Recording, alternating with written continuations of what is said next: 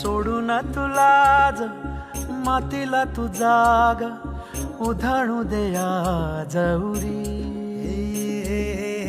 उजाडू दे आज साकड हे माग होऊ दे पहाट नवी. आता होऊन जाऊ दे साऱ्या जगाला पाहू दे पडू दे पाऊल जरी काट पाया खाली टाकल्याला येऊ दे पडू दे पाऊल.